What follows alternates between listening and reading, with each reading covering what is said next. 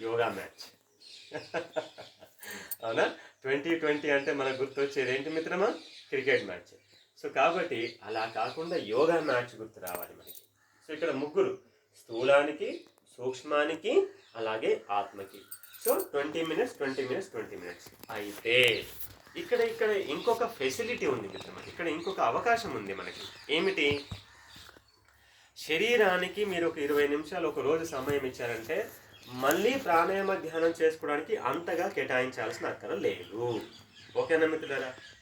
ఉదయాన్నే మీరు 20 నిమిషాలు ఆసనాలు చేశారు, 20 నిమిషాలు ప్రాణాయామ చేశారు, 20 నిమిషాలు ధ్యానం చేశారు, అంటే ఒక గంట సమయం ఇచ్చారు. ఇక తర్వాత మీరు మళ్ళీ ప్రతిసారి 20 నిమిషాలు యోగాసనాలు చేసి మళ్ళీ ప్రాణాయామం మెడిటేషన్ చేయాల్సిన అక్కర్లేదు. ఇంకా డైరెక్ట్గా మీరు ఒక 5 నిమిషాలు ప్రాణాయామ చేసుకొని ఒక 20 నిమిషాలు ధ్యానం చేసుకోవచ్చు.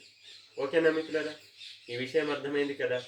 సో కాబట్టి ఇలా నేనైతే మన ఆత్మీయులందరికీ ఒకే మాట చెప్పాను. ఏమని? ధ్యానం యొక్క రుచి దొరకనంత వరకు, అంటే దొరికేంత వరకు కనీసం 10 నిమిషాలు ధ్యానం చేయడం ప్రారంభించండి. లేదు 5 నిమిషాలైనా సరే ధ్యానం చేయండి, ఎక్కడున్నా సరే. ఎక్కడున్నా సరే ఏమిత్రులారా, ఎక్కడున్నా సరే. అంటే నేనేం చెప్తున్నాను ఎక్కడున్నా సరే అంటే దాని అర్థం ట్రైన్లో ఉన్నా, బస్లో ఉన్నా, బస్ స్టాండ్లో ఉన్నా, రైల్వే స్టేషన్లో ఉన్నా,